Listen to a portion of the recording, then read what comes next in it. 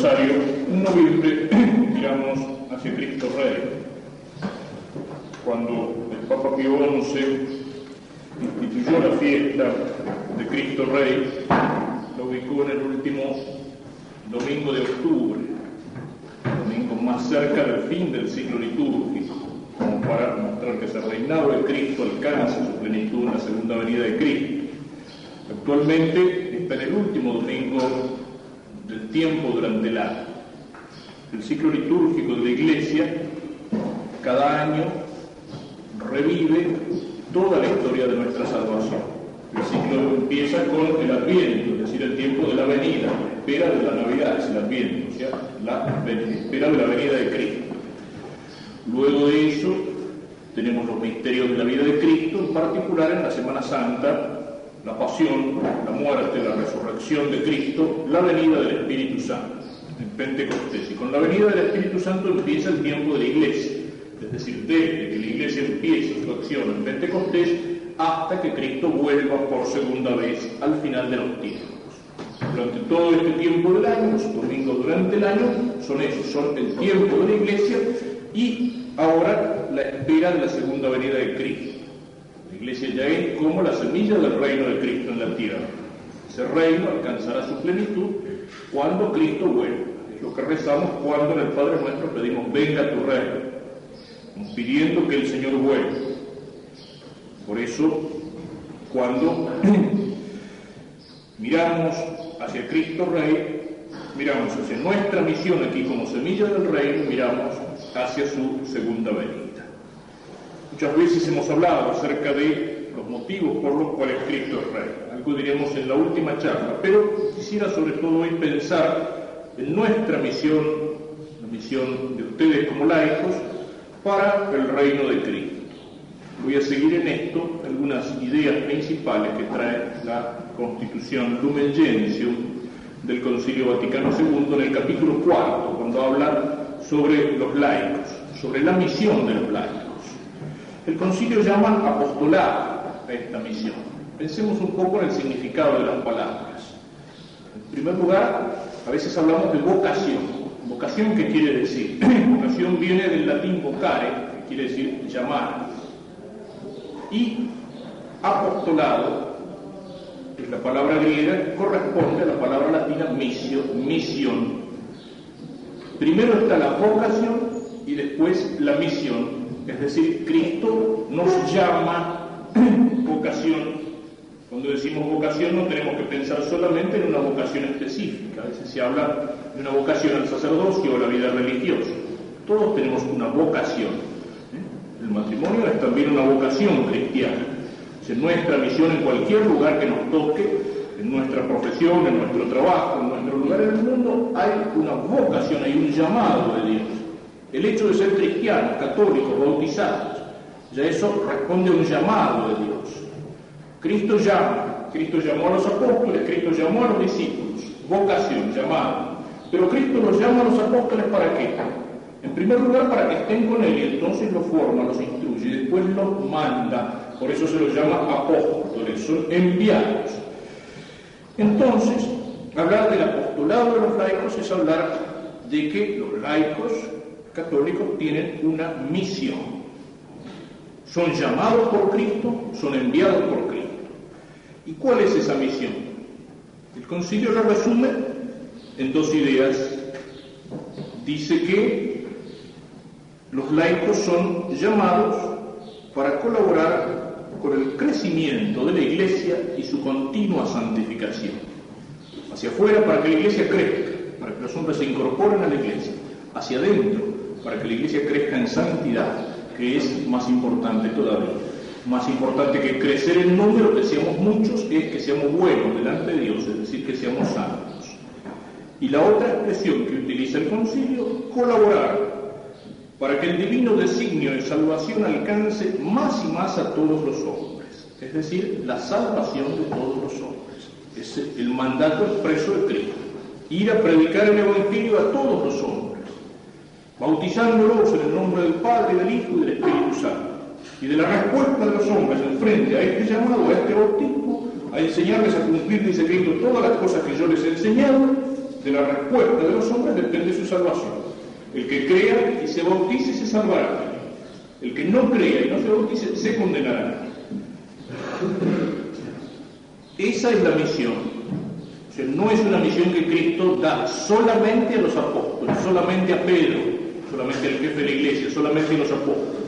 No es una misión que Cristo da solamente a los sacerdotes, a los que tienen dentro de la iglesia esa vocación especial a seguir más de cerca a Cristo en el sacerdocio o en la vida religiosa. Es una vocación que Cristo da a todos los laicos, a todos los cristianos, a todos los bautizados. Y precisamente por eso señala el concilio que esta misión nace del bautismo y de la confirmación. Por el solo hecho de ser bautizados, estamos llamados a ser apóstoles, a ser misioneros, por el solo hecho de ser bautizados. El bautismo nos borra el pecado, limpia el alma de la mancha de pecado, el pecado original, y si lo hemos recibido grande, de los pecados personales que tengamos. Pero el bautismo no es solamente limpiar una mancha, el bautismo nos comunica la gracia de Dios. El bautismo nos hace hijos de Dios. El bautismo nos hace templo de la Santísima Trinidad. Dios viene a habitar en nosotros por la gracia. Lo que dice Cristo, si alguno me ama, mi Padre lo amará, y si vendremos a Él, haremos mansiones.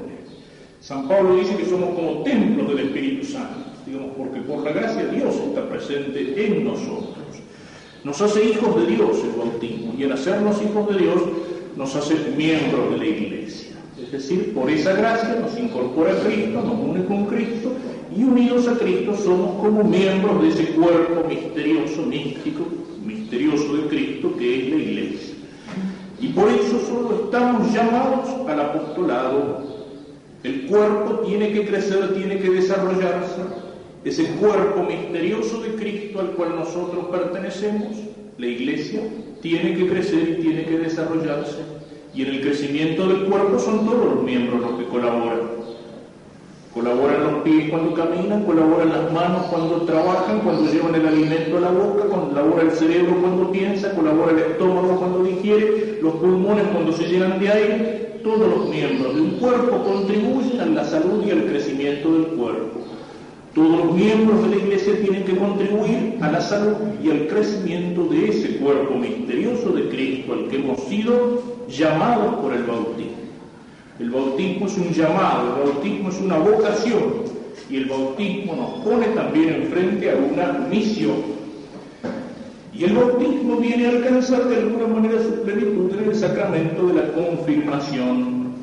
La manifestación de la Iglesia delante de los hombres se da en el día de Pentecostés, cuando el Espíritu Santo desciende sobre los apóstoles y los transforma, los cambia. Pensemos qué es lo que hace el Espíritu Santo con los apóstoles. Lo podemos resumir casi en 2 palabras. Los apóstoles eran ignorantes, el Espíritu Santo los hace inteligentes. Los apóstoles eran cobardes, el Espíritu Santo los hace valientes. El Espíritu Santo los ilumina para que entiendan todo aquello que han estado escuchando de Cristo. Oían las palabras de Cristo, pero no terminaban de entender. Ellos se habían hecho otra imagen del Salvador que tenía que venir. Un Salvador político, temporal, que los liberara del poder de los romanos, un Salvador triunfante. Entonces no acababan de entender. Hasta el último momento, antes de la ascensión a los cielos, los apóstoles le preguntan: Señor, ¿ahora es cuando vas a restablecer el reino de Israel? El Señor tiene que haber pensado por adentro: todavía no acaban de ver cómo es la cosa. El Espíritu Santo de pronto los ilumina. Los apóstoles eran cobardes, habían negado a Cristo, como San Pedro, se habían escapado, se habían escondido. Todavía estaban allí encerrados con llaves por miedo a los judíos en el cenáculo. El Espíritu los transforma, los llena de fuego por adentro, les hace entender lo que han estado escuchando y les da el valor del testimonio. Recuerden que la palabra testimonio significa martirio. Después volveremos sobre él. Y entonces se abren las puertas del cenáculo, la multitud de judíos se junta allí, entonces sale San Pedro, y pronuncia el primer discurso. Y empieza señalándoles: ese Cristo al cual ustedes crucificaron, Dios lo ha resucitado. Y los llama al arrepentimiento, a la conversión, a la penitencia, y a aceptar que Cristo es el Hijo de Dios. Ese Pedro que temblaba delante de una mujercita que lo señala con el dedo y le dice: vos también andabas con Jesús, es el mismo Pedro que ahora anuncia delante de toda esa multitud de judíos, les echa en cara el haber crucificado a Cristo y los llama a la penitencia y a la conversión. El Espíritu Santo lo ha cambiado, le ha dado el fuego para el testimonio, para el martirio. Los apóstoles van a sufrir la persecución, los azotes, les prohíben hablar de Cristo, los golpean y ellos dicen: tenemos que obedecer a Dios antes que a los hombres. El Espíritu Santo los ha cambiado. Por eso decimos que la confirmación nos hace soldados de Cristo, o sea, nos da la fuerza, nos da el valor para el testimonio de esa fe que recibimos en el bautismo. Es el sacramento de la fortaleza en la fe, y es el sacramento de la profesión de fe, y es el sacramento del testimonio, y es, si necesario fuera, el sacramento del martirio. De ahí nace el llamado al apostolado, de ahí nace el llamado a esa misión que es misión para todos los católicos. Y señala el concilio que este llamado se alimenta con los sacramentos y en particular con la Eucaristía, a la que llama el alma de todo apostolado. El bautismo, la confirmación, todos los sacramentos nos destinan de alguna manera hacia ese encuentro con Cristo, que se hace presente, verdadera, real, sustancialmente presente en la Eucaristía y se nos entrega allí como alimento. Es el alimento de la vida cristiana, es el alimento que hace crecer la gracia, es el alimento que nos da fuerza para vivir en gracia, es el alimento que nos da fuerza para transmitir, para comunicar la gracia a los demás. Es el alimento del apostolado. O sea, de nada sirven las palabras exteriores, las cosas que podemos decir, los ejemplos que podemos dar, si todo eso no nace desde adentro, si todo eso no está alimentado por una fuerza sobrenatural, tanto en lo positivo como en lo negativo. En lo negativo sabemos que la vida cristiana es lucha, y San Pablo nos dice que nuestra lucha no es contra la carne y la sangre, o sea, no es contra enemigos humanos, sino contra los espíritus malignos, los espíritus, las potencias, las potestades del aire tenebroso. Es una lucha contra el poder de Satanás. Para esa lucha necesitamos una fuerza que es más que humana. Y también en lo positivo. Nosotros podemos hablar, podemos tratar de convencer a una persona, podemos reprenderla porque anda por mal camino, podemos decirle un montón de cosas, pero si no es Dios el que la ilumina por adentro, el que la transforma por adentro, todas esas palabras no llegan, porque solo Dios puede tocar el centro, el corazón, el alma de una persona y cambiarla. Entonces, estamos llamados al apostolado, es decir, el laico cristiano católico tiene una misión, y esa misión la tiene por el bautismo y por la confirmación, y la fuerza para esa misión la encuentra en la Eucaristía. Por eso decimos, y señala el concilio, que este llamado incumbe absolutamente a todos los cristianos. Dentro de eso hay vocaciones especiales, también lo indica. Algunos pueden estar llamados a una colaboración más inmediata con el apostolado de la jerarquía, aquella definición de la acción católica, colaboración de los laicos en el apostolado jerárquico de la Iglesia. La acción católica o la militancia en la Legión de María, en un movimiento católico, implica una vocación particular. O sea, uno, su misión como laico, la realiza colaborando de una manera más inmediata con el apostolado de la jerarquía. Pero esa sí es una vocación particular. En cambio, por el bautismo y la confirmación, todos los bautizados, y especialmente todos los confirmados, están llamados al apostolado.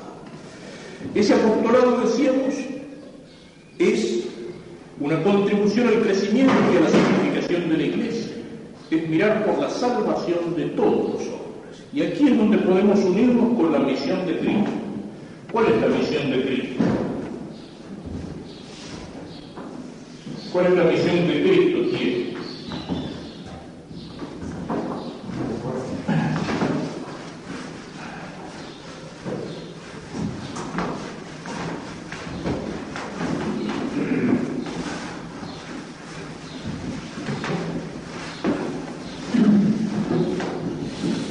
Cristo tiene una triple misión.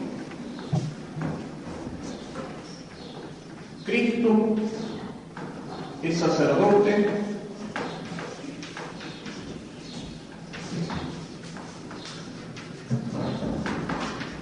Cristo es profeta y Cristo es rey. Cristo es sacerdote. Todo el sacerdocio del Antiguo Testamento de alguna manera anuncia y prepara el sacerdocio de Cristo. En el Antiguo Testamento se sacrificaban a Dios los productos de la tierra, se sacrificaban los animales, pero todo eso era un símbolo, una figura. Cristo es el sacerdote que se sacrifica él mismo en la cruz. Él es el sacerdote que ofrece y él es la víctima ofrecida. Él derrama su sangre por nosotros. Él es el sacerdote y es el sacrificio. Es el que ofrece y es la víctima ofrecida. Y en ese sacrificio nos alcanza el perdón del Padre, lava nuestros pecados con su sangre, nos abre las puertas del cielo, nos santifica. Cristo es sacerdote porque santifica.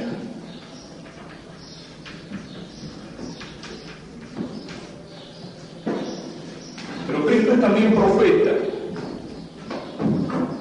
De muchas maneras, dice San Pablo en la Epístola a los Hebreos, habló Dios a los hombres por medio de sus profetas.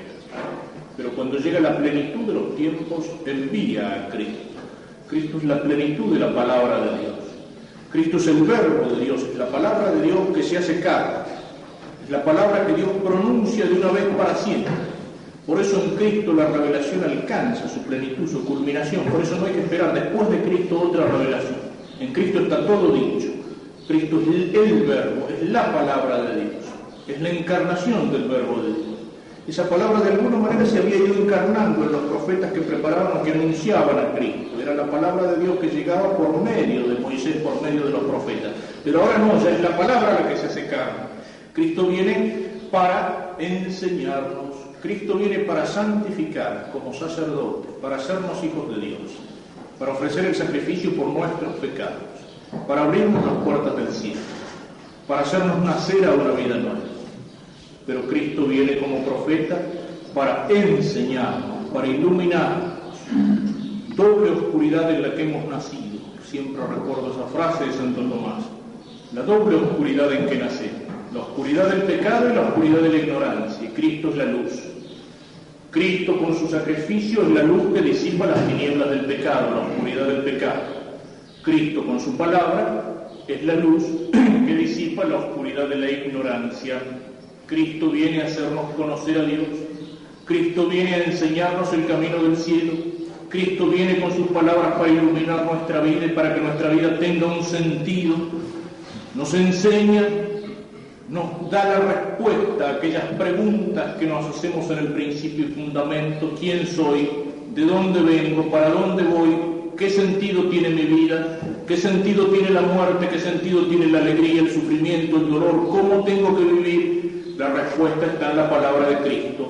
La respuesta está en el Evangelio. La respuesta está en aquella palabra que Cristo confía a la Iglesia para que la Iglesia transmite. Cristo es la culminación de los profetas.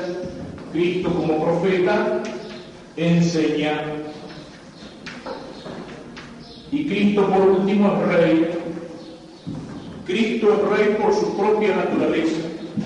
Cristo es rey porque Él es la palabra de Dios en la cual ha sido creada el mundo y todas las cosas le pertenecen. Por Él, dice San Juan, han sido hechas todas las cosas que han sido hechas. Dios crea el mundo, lo saca de la nada con su palabra. La palabra de Dios es Cristo, el verbo de Dios es Cristo. Cristo es la palabra con la que Dios crea el mundo y por eso Cristo es rey sobre el mundo. Todo el mundo le pertenece. Cristo es rey por su propia naturaleza. Cristo es rey también por derecho de conquista, porque Cristo con su sacrificio nos conquista, nos arranca del poder del demonio. Por el pecado el hombre es esclavo del demonio, por el pecado el hombre pertenece al poder del demonio. Cristo con su poder nos arranca del poder del demonio. Cristo tiene que ser rey últimamente por elección, palabra de moda, pero Cristo es rey por elección, no porque nosotros lo elijamos rey. Vaya a saber qué pasaría si Cristo fuera de elecciones. Le iría mal porque no puede mentir, no puede prometer cosas, no puede, en fin. Pero es rey por elección, ¿qué significa? No que nosotros lo hagamos rey al elegirlo, sino que nosotros tenemos que reconocerlo como rey. Él es rey por su propia naturaleza. Él es rey por derecho de conquista. Es rey porque es Dios, porque es el Hijo de Dios, porque es la palabra que ha creado el mundo y porque es dueño del mundo. Es rey porque con su muerte nos arrancó del poder del demonio. O sea, nosotros le pertenecemos también. Nos creó y nos rescató. Pero tiene que ser rey por elección. Es decir, nosotros tenemos que reconocerlo como rey. Nosotros tenemos que reconocer la realidad que ya es. No lo nombramos rey por nuestra voluntad, no lo nombramos rey por mayoría de sufragios o por lo que sea. Reconocemos que Él es rey. Y ahí está el trabajo por el reinado de Cristo, para que los hombres reconozcan al que es su rey, al que es su jefe, al que es su creador, al que es su redentor. Cristo es rey, y como rey entonces gobierna. Tiene que gobernar en el interior de las almas por la gracia, en nuestras inteligencias por la fe, en nuestras voluntades y en nuestros corazones por la caridad.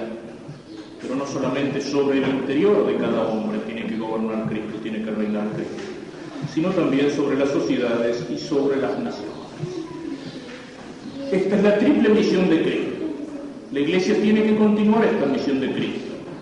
Cristo en la ascensión vuelve al cielo de donde vino, pero le deja aquí a la Iglesia en la tierra la misión de continuar esta misión. Misión de sacerdote que santifica, de profeta que enseña la verdad y de rey que gobierna. Y en la Iglesia esta misión la tienen todos. Es la misión que tiene el Papa como cabeza de la Iglesia, como vicario visible de Cristo en la tierra. Es la misión que tienen los obispos como sucesores de los apóstoles. Es la misión de los sacerdotes y es también la misión de los laicos. ¿Cuál es la vocación, la misión del laico cristiano? La vocación, la misión del laico cristiano es continuar esta obra de Cristo. Es hacer presente a Cristo entre los hombres como sacerdote, como profeta, como rey.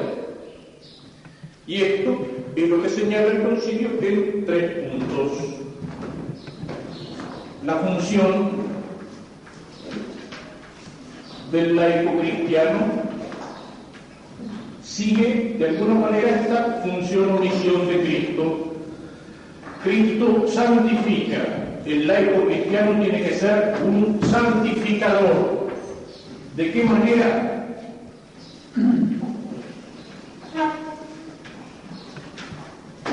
Consagrando el mundo.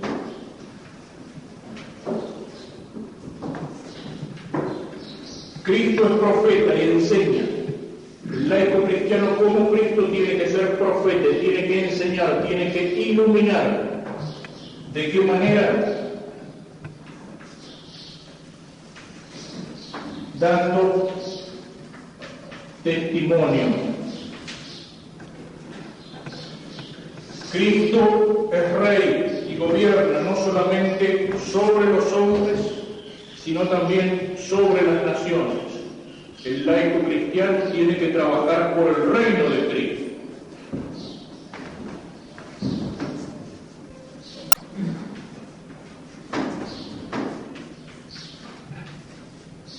Trabajar para que Cristo reine en los hombres y en las naciones.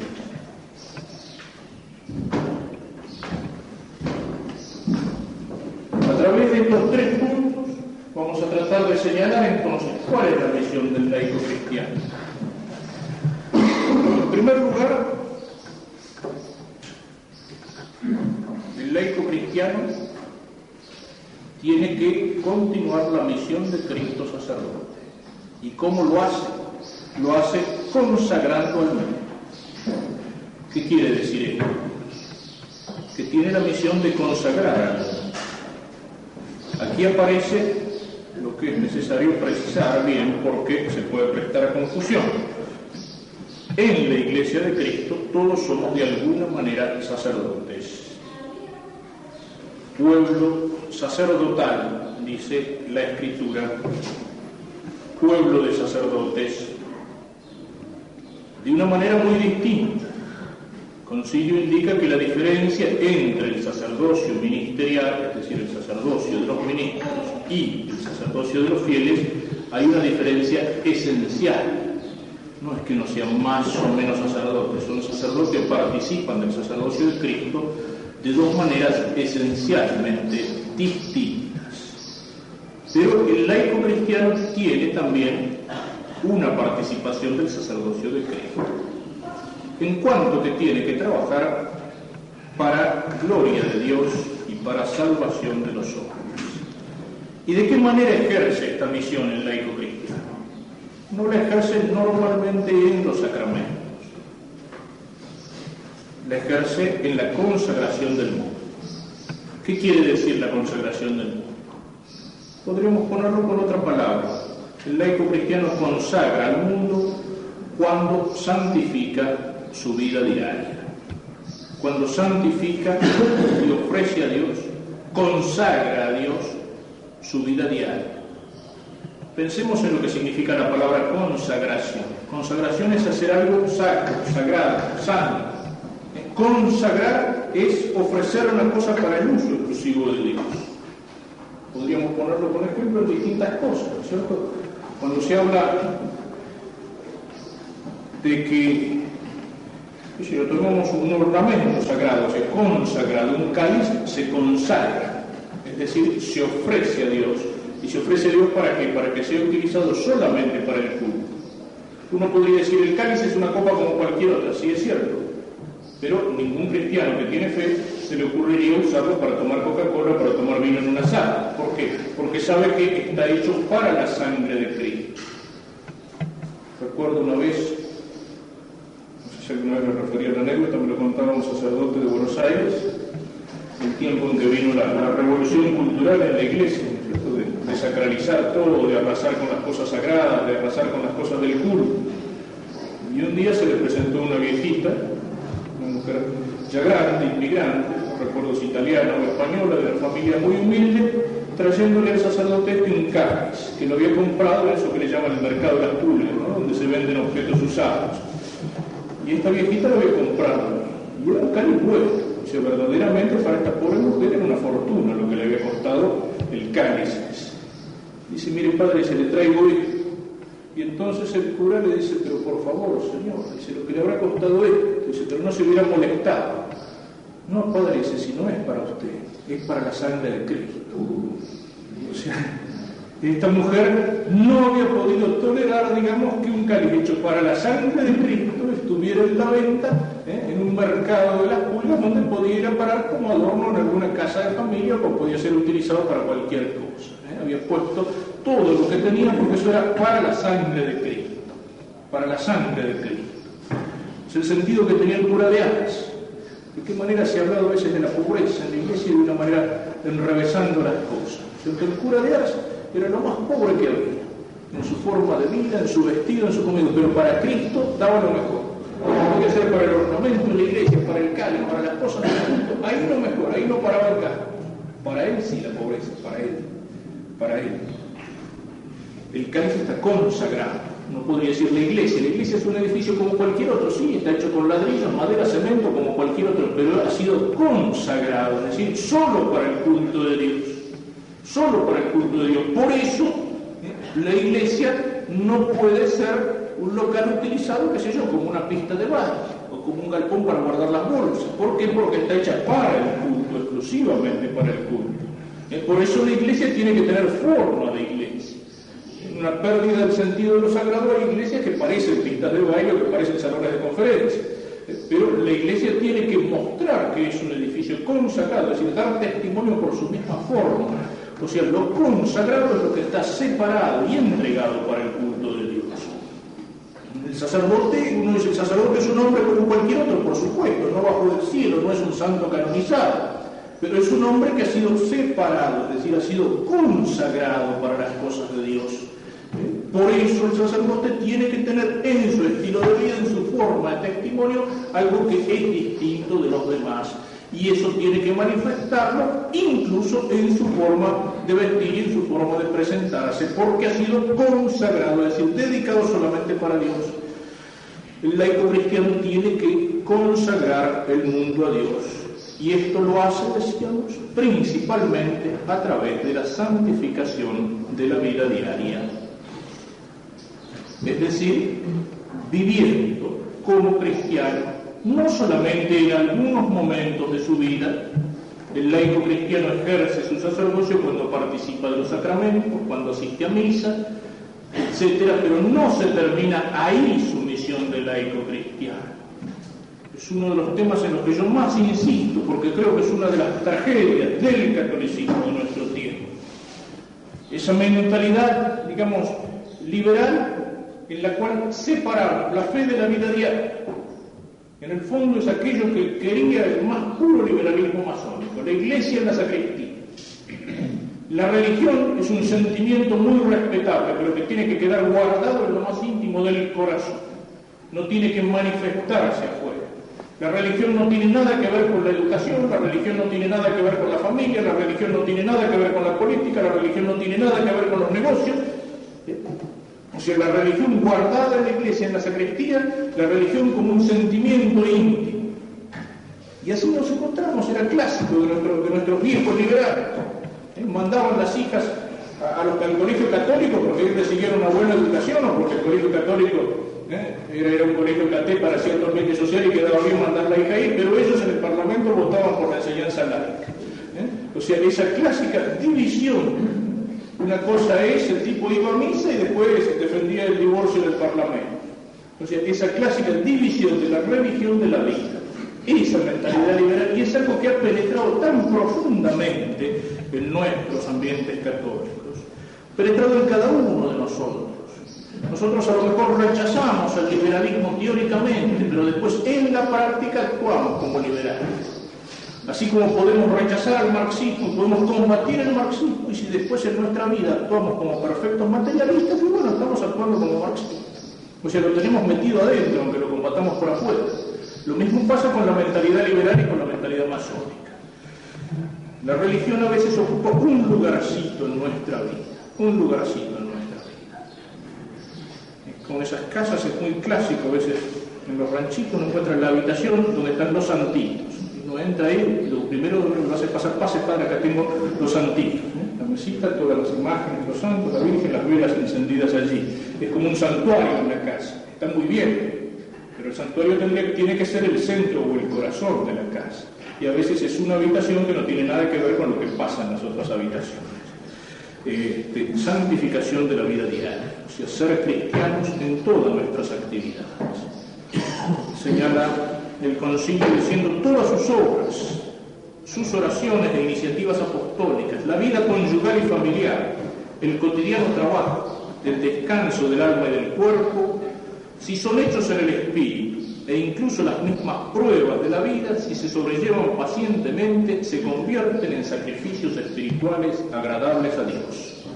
La santificación de la vida diaria, de la actividad, del trabajo, del descanso, de las diversiones, de la vida en familia, de las alegrías, de los sufrimientos. O sea, si somos cristianos que ofrecemos a Dios nuestra vida, todo, menos el pecado, todo lo estamos transformando en oración, todo lo estamos consagrando. Ya sea que comáis, ya sea que bebáis, todo para la gloria de Dios, decía San Pablo, es decir, cualquier cosa que hagáis.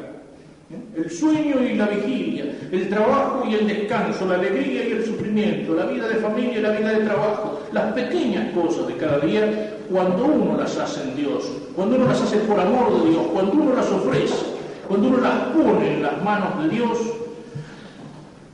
las estamos consagrando y a través de esa acción estamos consagrando el mundo, es decir, estamos santificando la vida conyugal, estamos santificando el trabajo, estamos santificando las diversiones y las alegrías, estamos santificando el sufrimiento, uniéndolo al sufrimiento de Cristo. Eso es precisamente el punto de partida para una consagración del mundo. Uno a veces dice, pero no tengo tiempo de rezar, Padre. Pero cuando uno ofrece el día, cuando uno empieza el día, me lo decía una vez un paisano en medio del monte, yo ni sé rezar, pero cuando empiezo el trabajo, me hago la señal de la cruz y digo, en nombre de Dios y de la Virgen. Y cada cosa que tengo que hacer la hago así, en nombre de Dios y de la Virgen. O sea, esa oración de ofrecimiento hace que todo lo estemos transformando. No tengo tiempo de rezar, a lo mejor no tengo tiempo, y sin embargo es bueno hacerse algún momento en el día para en silencio ponerme en presencia de Dios y encontrarme con Él. Hay que hacerlo, pero aunque no lo tuviera ese tiempo, hay tiempo para un pensamiento al principio del día. Señor, te ofrezco todo lo que voy a hacer hoy. Hay tiempo para un pensamiento al final del día. Señor, te doy gracias por el día que he vivido. Y si he fallado, Señor, te pido perdón por lo que te he fallado en este día. Consagrar el día, ofrecer las pequeñas cosas de nuestra vida cotidiana, que adquieren así un valor inmenso, un valor infinito. Y eso tiene que influir en nuestra vida. Si lo hacemos en serio, tiene que ir cambiando nuestra vida. Porque si yo me doy cuenta que lo que estoy haciendo se lo he ofrecido a Dios al principio del día, ¿qué es lo que le estoy ofreciendo? ¿Qué es lo que le estoy ofreciendo? ¿Es el sacrificio de Caín o el sacrificio de Abel? O sea, ¿le estoy ofreciendo lo peor del día, lo peor de mi vida, o le estoy ofreciendo lo mejor de mi vida? Si yo durante el día, alguna vez en el día me acuerdo, Señor, lo que te he ofrecido es lo que estoy haciendo ahora, entonces tengo que tratar de hacerlo bien. Si se lo he ofrecido a Dios, no le puedo ofrecer una porquería, tengo que tratar de hacerlo bien. Si al final del día tengo que presentarme delante de Dios y decirle, Señor, esto es lo que te ofrezco. Una vez tenía la fiesta patronal en alguna colonia no muy lejos de Paraná, y durante esos 3 días en los que iba para el trío preparatorio, había un patrullero. Se ve que los muchachos andaban no les estaba alcanzando el sueldo para el fin de mes, o andaban con hambre y se habían parado en una ruta medio interior de la colonia, aprovechando para parar a todos los que pasaban por allí y encontrarles alguna cosa para coimear, ¿no? Y el día de la fiesta, yo precisamente hablaba de esto, la importancia que tiene el ofrecer el día a Dios. ¿Y qué hacemos cuando al final del día llegamos y nos ponemos en presencia de Dios? Uno puede decirle, Señor, te ofrezco que hoy no fui a trabajar y anduve de vago todo el día. Señor, te ofrezco que hoy llegué borracho a casa y le golpeé a mi señora después de gastarme el sueldo en el boliche. Señor, te ofrezco que desde hace 3 días estoy parado en la ruta que va para la colonia tal, coimeando todo lo que pasan por ahí. O sea, si uno le ofrece el día de Dios y toma conciencia de eso, Señor, lo que te he ofrecido tengo que hacerlo como cristiano. No puedo ofrecerte una porquería, no puedo ofrecerte la vida de un sinvergüenza, no puedo ofrecerte el pecado. Ahí entra la santificación de la vida diaria, porque lo he consagrado a Dios, tengo que hacerlo bien.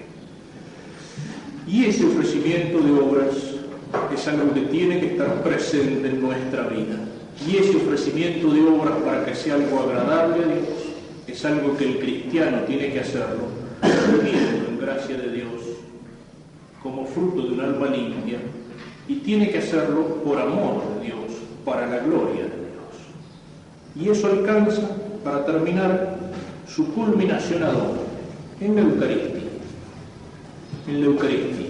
Es el único sentido verdadero que pueden tener aquellas palabras que figuran ahora en el ofertorio. Cuando uno ofrece el pan y el vino, y ese fruto de la tierra y del trabajo del hombre. O sea, en el momento del ofertorio, el sacerdote ofrece a Dios el pan y el vino, que en la consagración se van a transformar en el cuerpo y en la sangre de Cristo. Junto con el pan y el vino que ofrece el sacerdote, nosotros tenemos que poner ahí simbólicamente sobre la patena y sobre el cáliz toda nuestra vida de la semana, digamos, en la misa del domingo. Ahí tenemos que colocar nuestro trabajo, ahí tenemos que colocar nuestra vida de familia, ahí tenemos que colocar nuestras alegrías y nuestros sufrimientos, ahí tenemos que colocar nuestras preocupaciones, todo lo que hemos ofrecido a Dios. Nosotros tenemos que ofrecerlo junto con el pan y con el vino, porque de esa manera lo consagramos. Cuando el sacerdote pronuncia sobre el pan y sobre el vino las palabras de la consagración, el pan y el vino van a dejar de ser pan y de ser vino para transformarse en cuerpo y en sangre de Cristo. Y todo lo que hemos puesto allí, nuestro trabajo, nuestras preocupaciones, nuestras alegrías, nuestros sufrimientos, la vida de familia, nuestros proyectos, ¿qué pasa con eso? Eso también se transforma. ¿Y en qué se transforma? Se transforma en méritos para la vida eterna. Todas nuestras acciones son acciones pasajeras. Lo estamos realizando ahora y van cayendo como en un pozo del pasado. Se pierden en el pasado. Pero cuando las ofrecemos a Dios, todo lo que hacemos en lugar de perderse en el pasado, lo estamos consagrando a Dios y eso adquiere valor de vida eterna. Son las palabras del Señor en el Evangelio: ni siquiera un vaso de agua dado por amor mío va a quedar sin recompensa en el cielo. Y dar un vaso de agua es una cosa pequeña y algo que no cuesta nada, pero eso hecho por amor de Dios, consagrado a Dios, adquiere valor de eternidad. No va a quedar sin recompensa en el cielo. Estamos santificando hasta los más pequeños detalles de nuestra vida de cada día cuando lo ofrecemos a Dios. Estamos consagrando a Dios nuestra vida cotidiana, nuestra vida de familia y de trabajo, y de esa manera, a través de ese ofrecimiento de obras, le estamos consagrando el mundo y estamos colaborando con Cristo para santificarlo. Y sobre todo, cuando esa consagración, esa santificación, la unimos con toda la Iglesia al sacrificio de la misa.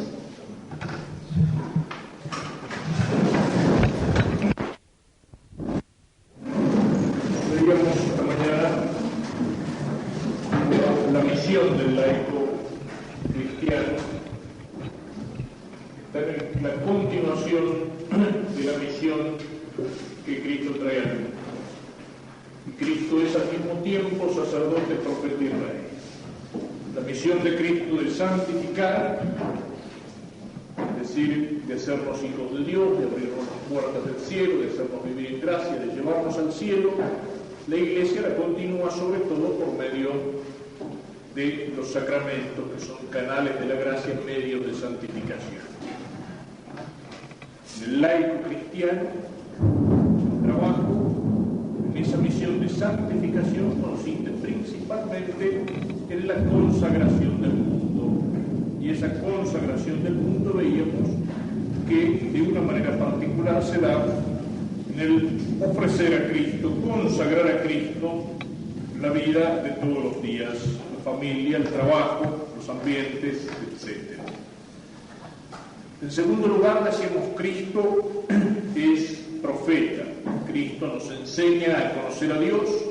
Cristo nos enseña a conocernos a nosotros mismos, a conocer el destino para el que Dios nos ha creado y para el cual Dios nos llama.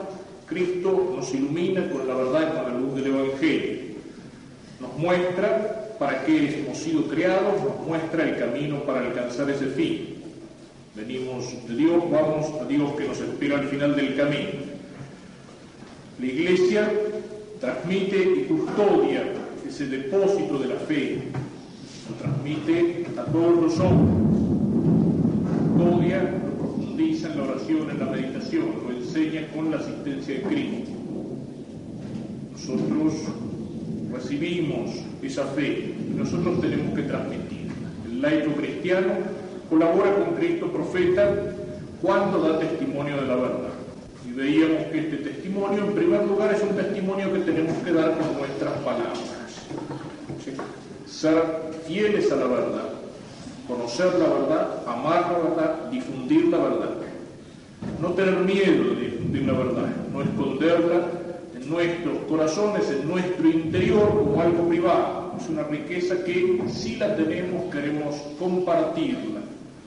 San Pablo decía, ay de mí si no evangelizo. El hecho de conocer la verdad de Cristo, San Pablo lo llevaba como una fuerza, digamos, más grande, más fuerte, que él lo llevó a evangelizar a los demás. No podemos tener una riqueza enorme sin querer compartirla. Si uno tuviera plata que le sobre, tuviera al lado uno que se está muriendo de hambre, no sería cristiano si no reparte, si no comparte, si no trata de ayudar al otro. Nosotros tenemos una riqueza que es mucho más grande que todas las riquezas materiales. Y hay hombres que no conocen a Dios, que no conocen a Cristo, que viven en la oscuridad, en el pecado, en la ignorancia, en el error. Es una exigencia de la caridad cristiana comunicar la verdad, iluminar a los demás. La exigencia misionera de la Iglesia nace, lo hemos señalado más de una vez, de ese rezo del Padre Nuestro. O sea, no podemos rezar el Padre Nuestro diciéndole a Dios Padre Nuestro si sabemos que hay hombres que son hijos de Dios, que están llamados a ser hijos de Dios y que no conocen al Padre que tienen en los cielos, viven en la ignorancia, viven en el peligro de la condenación eterna.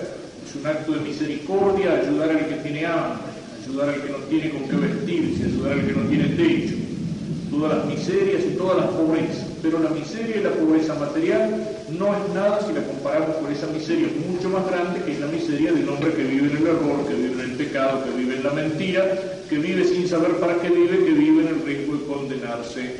Es una exigencia entonces de la caridad el ser misioneros.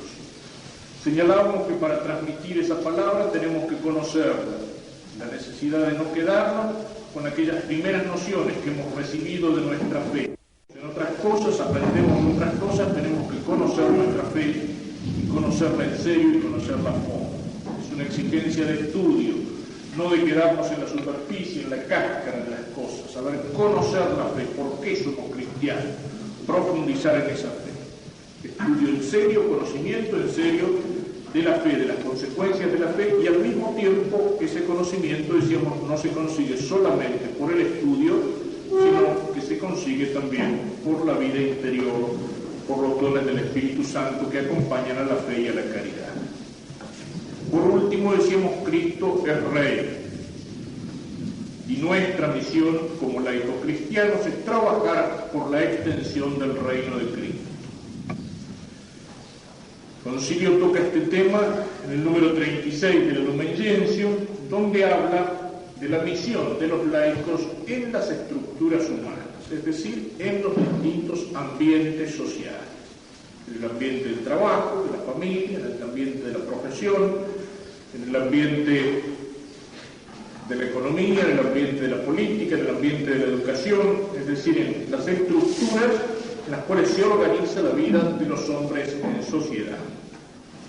Y el principio del cual parte es aquel mismo del que partía el Papa Pío XI en su gran encíclica, la encíclica del reinado de Cristo, la Quas Primas, por donde instituye la fiesta de Cristo Rey, por donde enseña la doctrina de Cristo Rey, por donde llama a los hombres a trabajar por el reinado de Cristo. Cristo, dice el Concilio, habiéndose hecho obediente hasta la muerte y habiendo sido por ello exaltado por el Padre, entró en la gloria de su reino. A Él están sometidas todas las cosas, hasta que Él se someta a sí mismo y todo lo creado al Padre, a fin de que Dios sea todo en todas las cosas. Pensamiento que trae San Pablo en los Filipenses, donde habla de que Cristo, siendo Dios, se hace hombre, se anonada a sí mismo, se hace obediente hasta la muerte y muerte de cruz. Y por eso dice, Dios lo exaltó, Dios le dio un nombre por sobre todo nombre, a fin de que al nombre de Cristo se doble toda rodilla, en el cielo, en la tierra y en los infiernos, y toda lengua confiese que Cristo es el Señor, para gloria de Dios Padre. El pensamiento de San Pablo, donde habla de que a Cristo están sometidas todas las cosas hasta que Él las someta definitivamente al Padre. Cristo, decíamos, es Rey por su propia naturaleza divina, por su condición de Hijo de Dios, por su condición de Dios encarnado. Rey significa una doble cosa cuando decimos que Cristo es Rey por su propia naturaleza. En primer lugar, que Cristo, el Verbo de Dios que se hace hombre, asumiendo una naturaleza humana, pone allí lo más alto, lo más noble, lo más digno de toda la creación. Ahí podemos decir que Cristo es Rey, como cuando hablamos de que alguien es Rey por ser lo mejor en su orden. Decimos, la rosa es la reina de las flores, señalando que la hermosura de la rosa, el león es el rey de los animales, señalando su fuerza, su poder, su dignidad, su belleza. Hablamos de un rey en el deporte, de una reina de la belleza, indicando la reina de la belleza quién es la mejor, es la más bonita entre todas las mujeres que se presentan allí, en esta fiesta. Cristo, su naturaleza humana asumida por el Verbo de Dios, es lo más noble de todas las cosas creadas. Pero Cristo no solamente es Rey por esa dignidad, sino porque, como decíamos esta mañana, es el Verbo de Dios. En Él han sido hechas todas las cosas que han sido hechas. Es la palabra por la cual Dios crea todas las cosas. Y aquel que crea, le pertenecen todas las cosas. Pero Cristo no solamente es Rey por su naturaleza, decíamos, sino que es Rey por derecho de conquista. Cristo se lanza a conquistar las cosas y sobre todo a conquistar a los hombres. En el mundo entró el misterio de la iniquidad, entró el reino del pecado, entró el poder del demonio. Aquella escena que tantas veces podemos pensar o meditar, las tentaciones de Cristo en el desierto, cuando el diablo lleva a Cristo sobre un lugar alto y le muestra todos los reinos de la tierra y le dice: todo esto es mío, si me adoras yo te lo daré. A veces puede mirar,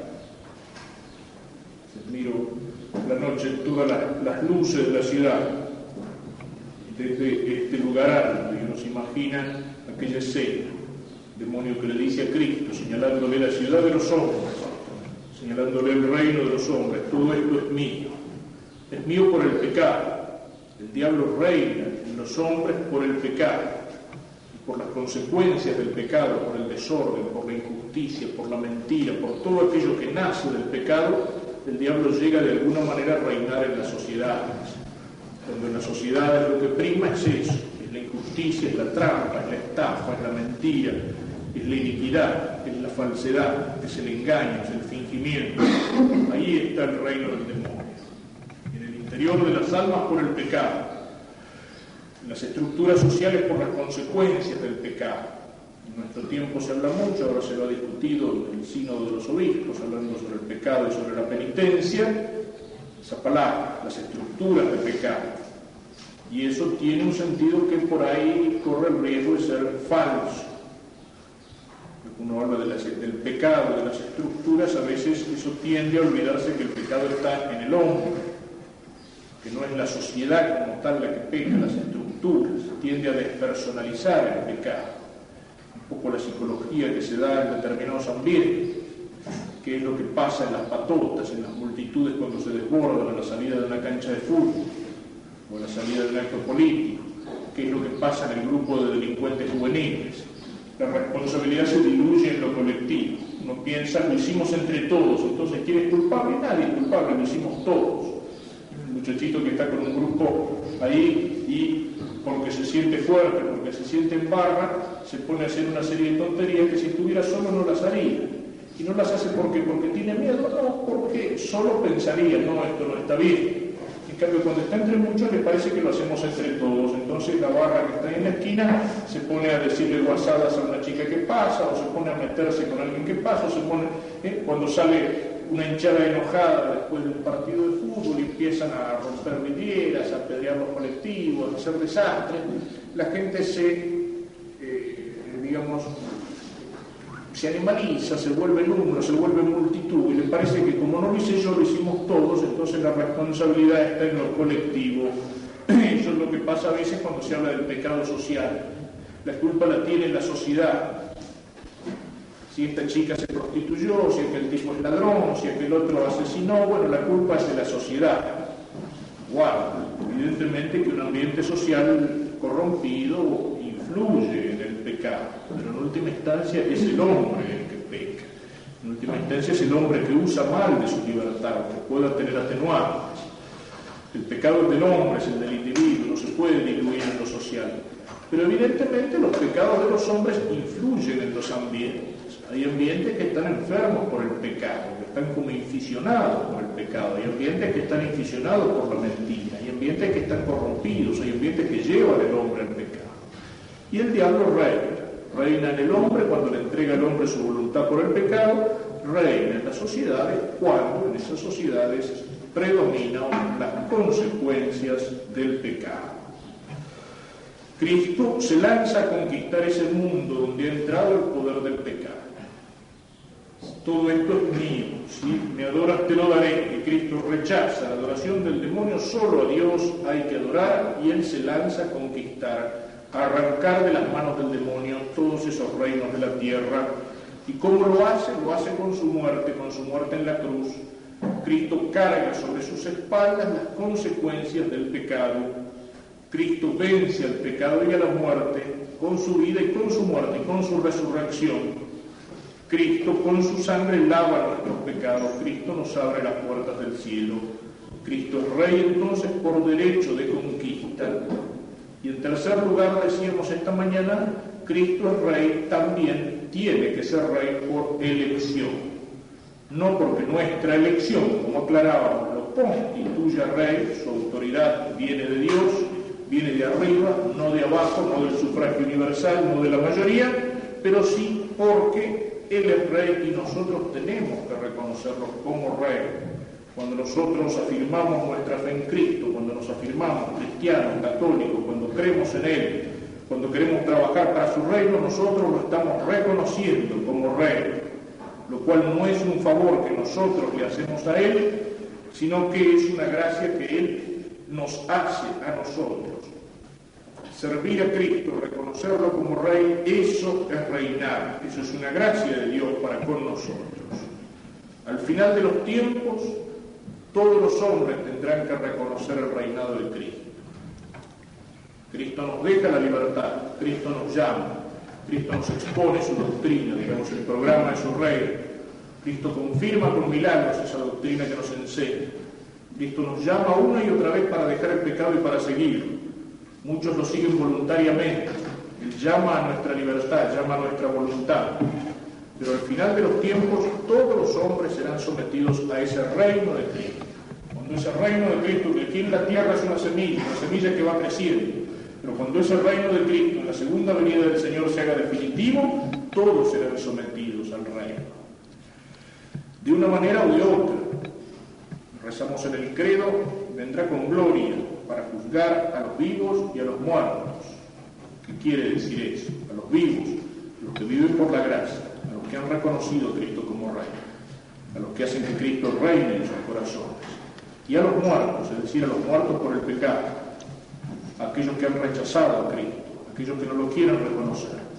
Al final de los tiempos, el reino de Cristo se impondrá. Cristo reinará por la misericordia y por el amor para todos aquellos que lo han recibido como Rey. Y Cristo reinará por la justicia para aquellos que han querido rechazar su reinado.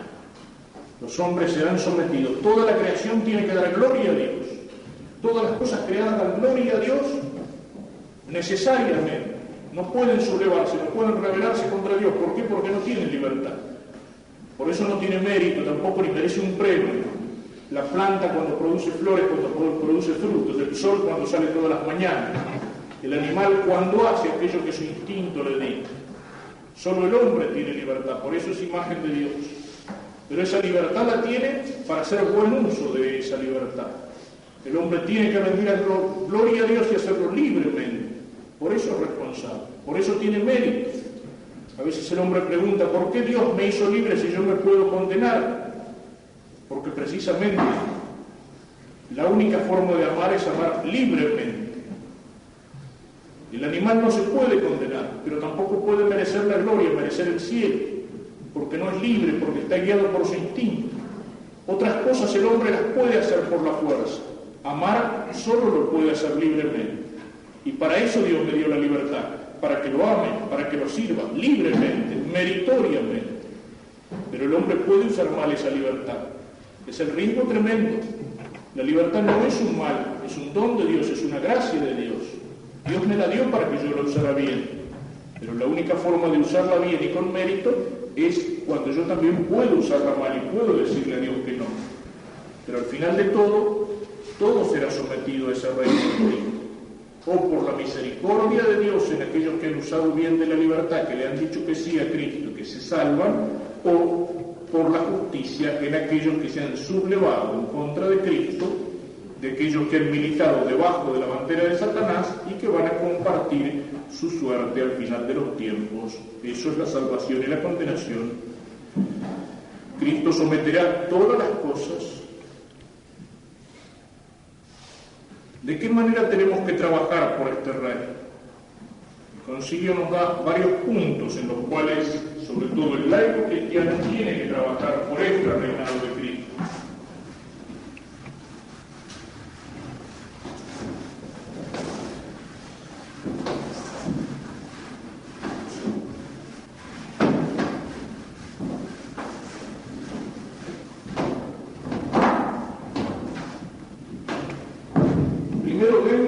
nosotros. Y dice en el número 36 de la Lumen Gentium: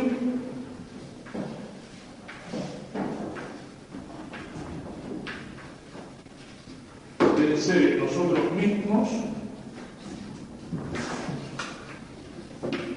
el reino del pecado.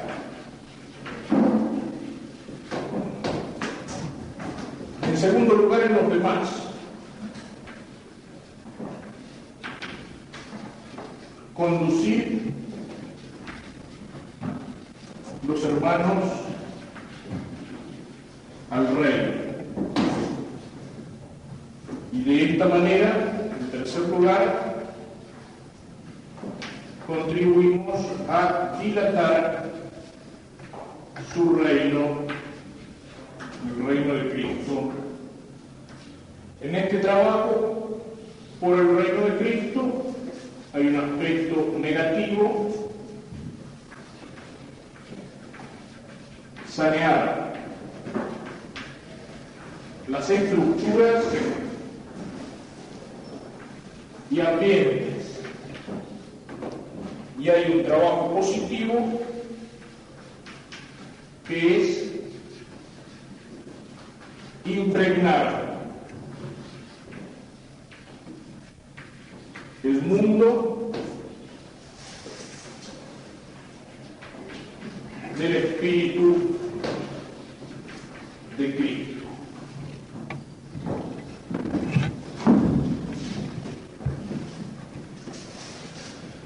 En primer lugar, dice, este poder que tiene Cristo como Rey lo comunicó a sus discípulos, para que también ellos queden constituidos en soberana libertad y por su abnegación y santa vida venzan en sí mismos el reino del pecado. Es el primer combate que todos tenemos que librar por el reino de Cristo. Es un combate que empieza dentro de cada uno de nosotros. San Ignacio nos pinta ese combate en su meditación de las dos banderas, así como San Pablo habla de la luz y de las tinieblas, y como San Agustín habla de dos ciudades, la ciudad de Dios y la ciudad terrena. Esas dos ciudades, esas dos banderas, la de Cristo y la de Satanás, libran un combate, y ese combate se desarrolla en primer lugar en el interior de cada uno de nosotros, entre el bien y el mal, entre la gracia y el pecado, entre la fe y la incredulidad, entre Cristo y Satanás. Es antes que nada un combate interior, no es exclusivamente un combate interior, también es exterior, pero antes que nada es un combate interior, y es el combate más difícil. Los otros combates de los hombres son combates exteriores. Combatimos el combate identificado, el combate exterior, identificados con un distintivo. Luchamos debajo de una bandera, luchamos llevando un uniforme y enfrentamos a otro que lleva un uniforme de color distinto, que lleva otra bandera, otro distintivo, otra parcialidad. Es un combate externo, ahí las cosas aparecen claras. El combate exterior es algo que se parece mucho más a la guerra clásica, a la guerra donde se enfrentan dos ejércitos claramente identificados por sus uniformes, claramente identificados con sus banderas en alto, que van así al combate. En cambio, la lucha que se da, esta lucha interior que se da en el mundo, se parece mucho más a la guerra moderna, a la guerra revolucionaria, a la guerra subversiva. En la guerra subversiva no aparecen dos ejércitos que combaten claramente identificados. Es una guerra que se da en el interior de una misma nación, a veces en el interior de una misma familia, donde el enemigo no combate llevando las banderas en alto y mostrando las cosas claras, sino que penetra, que se infiltra, que se disfraza, que trata de engañar, que trata de captar. La guerra moderna, como lo señalan todos los teóricos de esa guerra, ya como Mao Zedong, antes de conquistar un territorio tiene que conquistar las inteligencias y los corazones de los hombres. Este combate por el reino de Cristo se parece mucho más a eso. No es cuestión de decir, no, yo estoy debajo de la bandera. Yo milito bajo la bandera de Cristo. Yo voy a la iglesia, yo soy católico, yo llevo un distintivo, llevo una crucecita colgada al pecho. Yo aparezco figurando al frente en tal asociación en la iglesia. Sí, pero a lo mejor la cosa por adentro camina distinto. Uno puede militar visiblemente bajo la bandera de Cristo, bajo el uniforme de Cristo, en la milicia de Cristo, y sin embargo haber perdido la guerra interior, el combate interior. Vivir en pecado, vivir lejos de Dios, vivir entregado al poder del enemigo, ser de alguna manera como un infiltrado, ser de alguna manera como alguien que está bajo la bandera de Cristo, pero que pertenece al campo enemigo, pertenece al campo del adversario. Por eso señalo que, más que a la guerra clásica, donde claramente se enfrentan dos regimientos o dos ejércitos que tienen uniformes y banderas distintas, esta guerra o este combate se parece a la guerra revolucionaria, a la guerra subversiva. Es un combate disfrazado. El fariseo es un personaje que sigue existiendo todo a lo largo de la historia de la Iglesia. ¿Y cuál era la característica de los fariseos? Los fariseos aparecían como muy religiosos. Eran los tipos que estaban en primer puesto en la sinagoga. Eran los hombres que llevaban todas aquellas tiritas cargadas, el cuerpo cargado de tiritas o de cintas, donde escribían las oraciones, pensando que como con eso se rezaba. Diríamos, hoy andarían llenos de escapularios, de medallitas y de cruces, puestos en el primer lugar en la iglesia y golpeándose el pecho allí para que todo el mundo los viera. Pero Cristo, que leía en el interior de los hombres, sabía que eran hipócritas. El fariseísmo es la hipocresía. Es la hipocresía del tipo que hace cáscara de religiosidad. Yo soy muy católico, yo no soy como los demás, no soy como los otros. Yo soy un hombre de iglesia, yo soy un hombre de culto, yo cumplo, yo voy a misa, yo estoy en la asociación, yo doy limosna, yo ayudo a los demás, pero por dentro el pecado, sepulcros blanqueados. Por afuera, muy lindo, mármol hermoso, una linda placa, por adentro, huesos y podredumbre. Eso es lo que nos puede pasar, combatir el combate exterior y sin embargo ser derrotados internamente. Es lo que señalaba esta mañana. A lo mejor señalamos al enemigo de Dios. Decimos, es el marxismo, que es materialista, que niega a Dios, que quiere arrancar a Dios del corazón de los hombres, que quiere imponer una ciudad, un Estado sin Dios. Y sin embargo, si yo vivo como un materialista, si en la práctica, en mi vida, no vivo como cristiano, sino que lo único que me interesa son los valores y las cosas materiales, lo único que me interesa es la plata, lo único que me interesa es el progreso material, y bueno, en el fondo combato externamente al marxismo, pero pienso como marxista. Qué frecuente que sea. El marxismo es antes que nada una concepción materialista y economicista de la vida y de la sociedad. Muchos de nuestros famosos economistas que dicen ser antimarxistas y que son una especie de capitalismo encarnado, como el señor, para poner algún nombre, como el señor Elsogravi y el señor Martínez Dios, que era el capitalismo con orejas. Sin embargo, en el fondo su concepción de la sociedad es marxista, porque dicen lo que hay que arreglar es la economía, y si está arreglada la economía está todo lo demás arreglado. Se piensa como un perfecto materialista, aun cuando él diga soy antimarxista y combata el marxismo o el comunismo. Pero esa mentalidad economicista, donde el factor, es cierto que la economía pesa en una sociedad, es importante, pero no es lo único, El marxismo es el error que pone la causa material por arriba de todas las otras causas. Hay un paralelo entre Marx y Freud en ese sentido. El materialismo de Freud consiste en que descubre en el hombre la fuerza que tiene el instinto, lo cual es cierto, el instinto tiene fuerza en el hombre. Pero Freud, ¿qué hace? Todo lo reduce a instinto. Entonces, la única fuerza y causa determinante de cualquier actividad del hombre es el instinto sexual.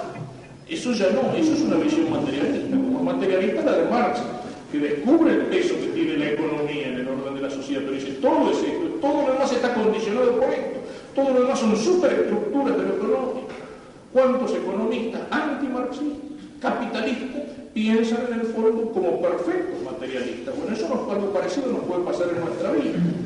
Lo decíamos esta mañana, no puede rechazar esa mentalidad liberal y masónica que mira a Dios como el gran arquitecto del universo.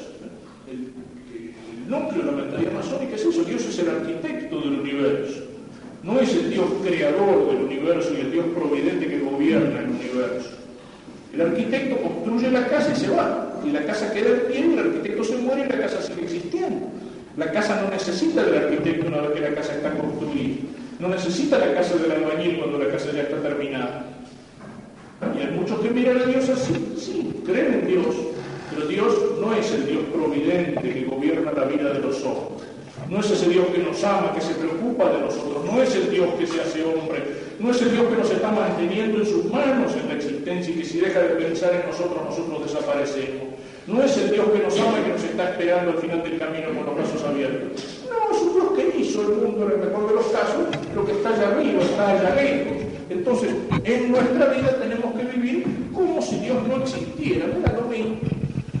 Esa mentalidad entra dentro de nosotros. Entonces podemos combatir esa mentalidad liberal y masónica en la sociedad y sin embargo esa mentalidad dominarnos adentro. Por eso es importante que en primer lugar seamos capaces de pelear esa lucha, ese primer combate, para que el que reine en nuestras almas, en nuestros corazones, en nuestras inteligencias sea Cristo.